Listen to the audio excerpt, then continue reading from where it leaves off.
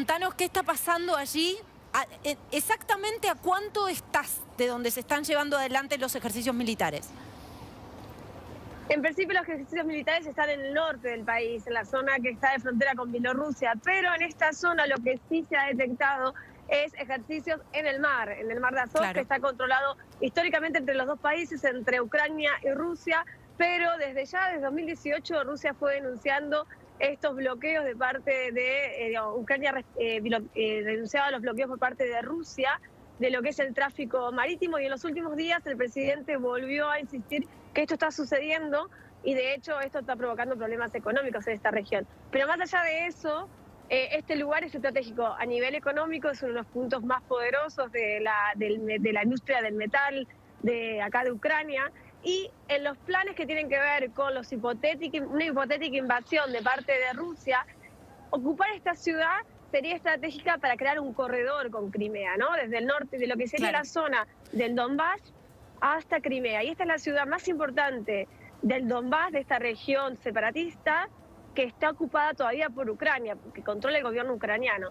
Es decir, es una zona cultural y política que tiene una identidad un poco, no digo parecida a Cataluña, pero esas cosas que tienen una identidad común, que acá son la mayoría rusoparlantes, pero también es una ciudad estratégica a nivel político-económico para Ucrania, ¿no? A ver, entonces es fundamental mantenerla. Vamos a tratar, hablas de un punto estratégico y me gustaría, le voy a pedir a la producción si podemos ubicar en el mapa exactamente dónde estás vos, Cecilia, y preguntarte también, porque estás desde hace días recorriendo Ucrania, ¿cuál es la sensación entre la gente, no? Porque la sensación, al menos desde afuera, de inminencia, de que lo peor puede acontecer, parece haber acrecentado, al menos en el nivel de tensión o de advertencia por parte de algunas autoridades en las últimas horas. ¿Cómo se vive allí?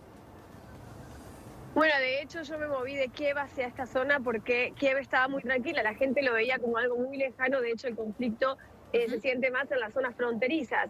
Entonces, después de unos días, cuando había bajado un poco la tensión y había mayormente diálogos diplomáticos, y comenzaron los movimientos en las fronteras militares, en el caso de Bielorrusia, fui a la frontera de Bielorrusia y ahí la gente, claro, está preocupada. De hecho, en su momento hablé con refugiados del Donbass que se habían trasladado a la zona de Chernobyl. Esa gente temía porque, bueno, conoce cómo es en carne propia la guerra y se desconfía evidentemente de lo que pueda suceder. Esa gente sí que cree que esto puede ir a mayores, es decir, puede haber una invasión. Ahora, estando en el sur, en esta ciudad, por ejemplo, lo que mencionaba del poderío económico, mucha gente argumenta que ese poderío económico y los grandes oligarcas y magnates que tienen poder aquí, también ellos son los que impedirían una guerra, porque serían los que tienen una igualdad de oportunidades. Perdón que se va la luz. Sí, sí, tranquila. Sorry. Esos son los que tienen, el poder, dicen, para frenar una guerra, porque es demasiado importante este lugar. Entonces, de ahí es que están divididas las opiniones. Y la gente a flor de piel, hay mucha gente que cree que todo lo que pasó en las últimas horas, digamos, en lo que es revelar Estados Unidos, hablando de información de inteligencia, revelando los planes de Putin. De hecho, hay gente que lo toma a broma, y en la ciudad, por ejemplo, aquí he hablado con gente que cree que esto es una especie de guión de ciencia ficción. Ahora, o sea, una suerte de exageración por parte del gobierno norteamericano, de construcción de un ataque inminente que no sería tal. Sí, esto es así, pero también encuentras a mucha gente que, por ejemplo, Mariupol fue el centro de batallas durante 3 meses, estuvo ocupada de mayo a junio de 2014, estuvo ocupada por los separatistas. Entonces esta ciudad tiene muchos vestigios de una guerra también, de bombardeos, y esa gente obviamente no se lo toma nada a broma. Hay gente que sufrió, la población civil fue atacada en la periferia de Mariupol el 24 de enero de 2015, y ese ataque dejó 30 civiles muertos y más de 100 heridos. Esa gente estuvo en ese barrio, y esa gente para nada cree que esto es una broma ni una especulación de lado. Para nada, no se subestima lo que pueda llegar a ser Rusia. Por otro lado, hablando con fuentes militares agregados de la Unión Europea, obviamente la presencia militar es una realidad, con lo cual eso los hace mantener alertas, pero tampoco están tan convencidos de que esta amenaza sea real. Bueno, fíjate vos, y lo quiero puntualizar en el mapa, y después, por supuesto, quiero ir al contacto nuevamente con vos, Ceci, pero recién contabas, ¿no? Es aquí la ciudad en la que estás, Mariupol. Fíjate vos, esta zona crítica de la que hablabas recién y la presencia de los separatistas, la cercanía y lo estratégico del punto en el que estás. Ahora, además, Ceci, previo a todo el conflicto, hace un tiempo nosotros hablábamos con una colega y analista política, ella decía el flujo de personas, la cantidad de familias que tienen parte de la familia de un lado, digamos, parte de una familia del lado ruso, parte de la familia en Ucrania, es impresionante, con lo cual esto es también un desgarro para muchas de esas comunidades, para muchas de esas familias, ¿no? Frente a estas cercanías, sí. Sí, de hecho yo antes de viajar aquí desde España conocí a muchas chicas ucranianas que me comentaban esto, ¿no? Que tienen familia de ambos lugares, que son rusos, por ejemplo son rusos y de la zona del este y siempre venían de veraneo a Crimea antes del conflicto y que también están muy preocupados porque tienen familia compartida. Lo que te decía, por ejemplo, también en esta zona de que si bien es ruso parlante, mayoritariamente. También hay hay una identidad ucraniana muy fuerte que se fue construyendo en los últimos años y de hecho desde el inicio de la guerra el gobierno ucraniano se encargó de invertir dinero en este lugar, ¿no? Para que la gente esté más contenta y tampoco se vea seducida por esta idea de formar parte de Rusia, que es lo que ocurrió con Crimea y lo que está ocurriendo también con los separatistas del Donbass. Entonces se ve como una especie de florecer de esta ciudad. Mariupol tiene emprendedores y eso también, ¿no? Uno ve que hay gente que sigue comprando departamentos, invirtiendo, reformando los departamentos de aquí. Por eso esa gente parece que confiar en que no va a ir a mayores, ¿no? Que no va a producirse una guerra.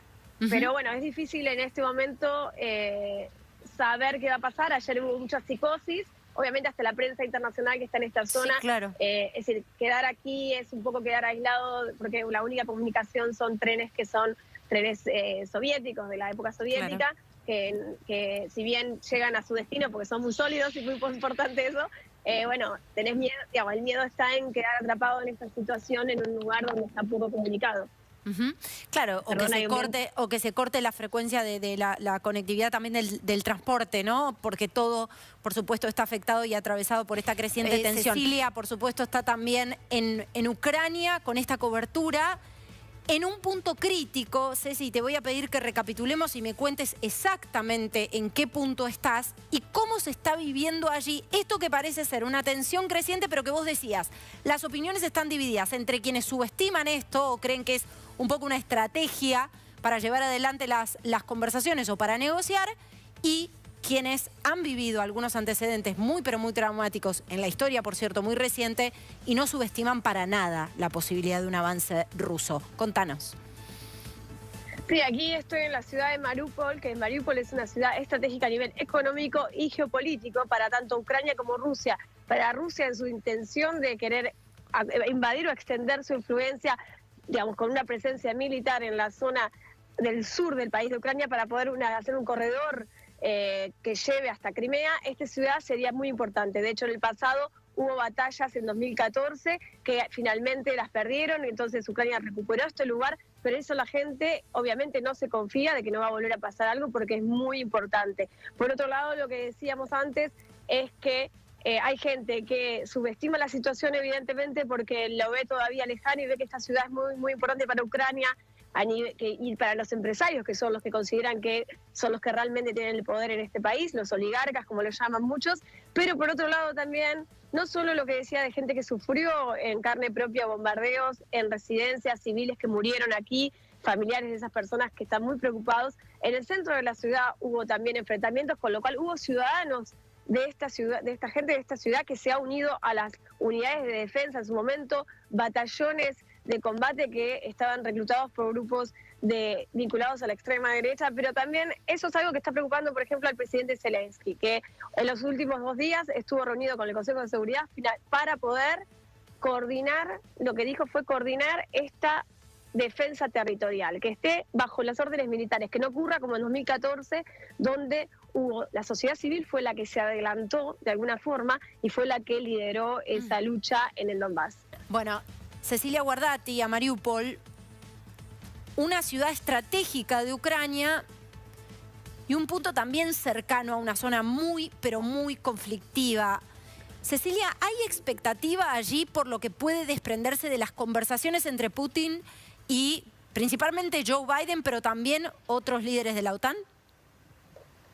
Expectativa hay, pero hay de que esto, bueno, que vaya para marcha atrás, pero más por una cuestión de lectura de la situación, que es que mucha gente piensa, y también expertos, asesores con los que estuve hablando, de que muchos creen que esto ha sido como un farol, ¿no? Le llaman un bluff de Putin, que es lo que quería era sentarse en la mesa y que en algún momento podría directamente dar marcha atrás, simplemente diciendo que cuando se acaben los ensayos que está haciendo las militares con Bielorrusia sobre todo, esto le permitirá el volver a su lugar, volver a las tropas a sus bases y haber ganado un protagonismo y sentarse en la mesa con Estados Unidos y haber vuelto a crear este juego como un participante importante, sintiéndose antes y fuera de la mesa. Entonces, algunos creen que es esto la situación y que no va a pasar más, pero hay cosas concretas, como mencionaba el analista,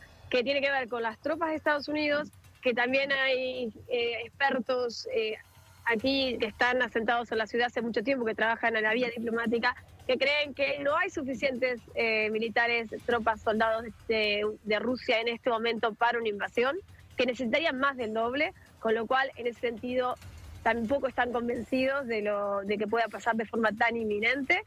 Así que esto lleva un poco de tranquilidad. Y lo que dice el presidente de Ucrania también, que por ejemplo con la última información de inteligencia de Estados Unidos, que pidió que haya pruebas, ¿no? Que no es que no crea que tengan mejores servicios en Estados Unidos que ellos, pero quiere pruebas de qué se trata esta información de que va a ser tan inminente. La realidad es que lo que sí que se está creando es temor y pánico, ¿no? Esto sí es verdad, se siente de todas formas.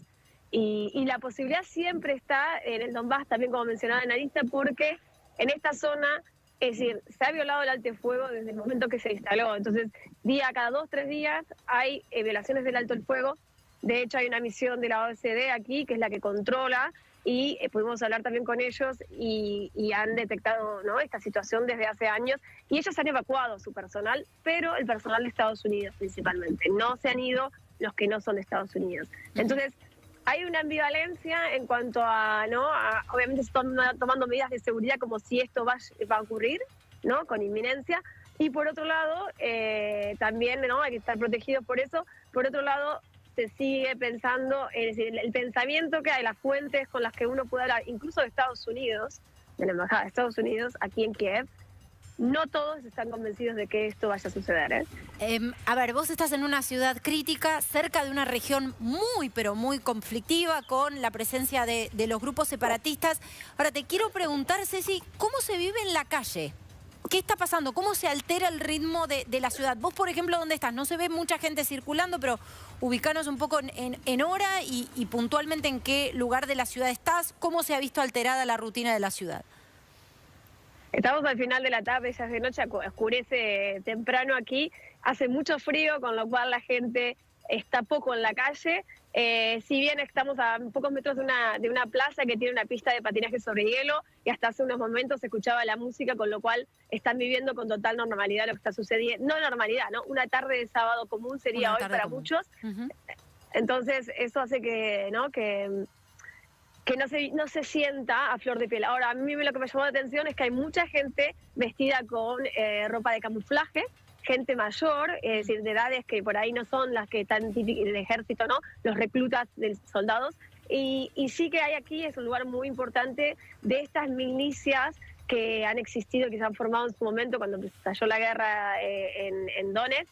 Entonces, sí que se ven, y que tengo conocimiento porque estuvimos teniendo contacto con gente que está entrenando y que está empezando, ¿no?, obviamente está preparada, y gente que ya ha participado de esas milicias y que ahora está fuera del ejército, porque esas milicias estaban fuera del ejército, luego se incorporaron y mucha gente las ha dejado porque ha terminado el periodo y ha tenido otros trabajos en seguridad, y ahora obviamente están organizándose, entrenando para poder volver a tomar las armas si es necesario, ¿no?